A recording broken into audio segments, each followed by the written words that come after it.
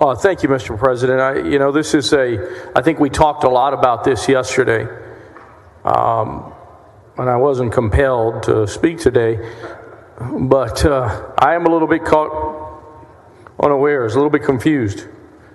And I'm confused because yesterday we heard from the bill's author about the bill is that a professor may not compel or attempt to compel to adopt a student enrolled in an institution to adopt a belief that any race, sex, or ethnicity, political or religious belief is inherently superior to any race.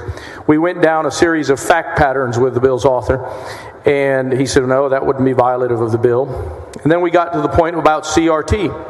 And I said, are you saying that we cannot teach critical race theory? And the short answer is that he first said that, no, you can teach critical race theory as long as you don't compel or attempt to compel a student enrolled at the institution to adopt. And then, after a few other questions, then he said that you can't teach critical race theory in our universities. So I'm confused.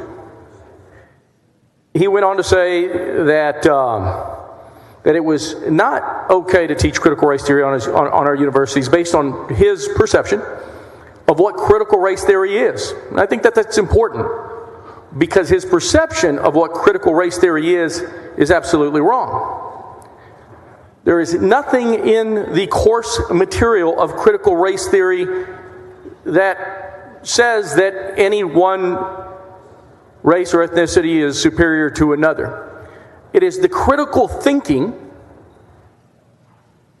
about race, asking students to think critically about race as a construct to our socioeconomic, political establishments.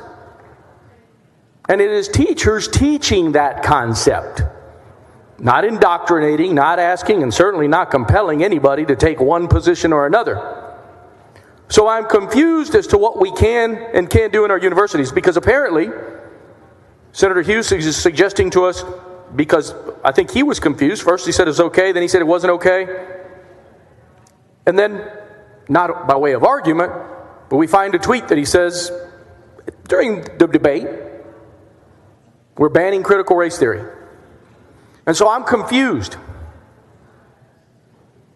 You know,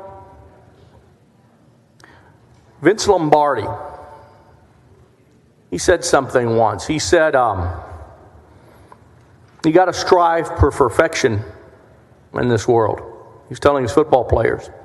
He says, you're never going to be perfect, but in your striving for perfection, you will achieve excellence. This bill is far from perfection. It is far from excellence. And it is far from what we want from our professors in our universities, and it is far from what we want from our students. Because it is those universities' jobs and those professors' jobs to promote students about racial relations, about Black Lives Matter, about the things that affect them in their lives, and a study going back in history as to why things happen. Why are more blacks incarcerated than white people? There's a socioeconomic reasoning for that.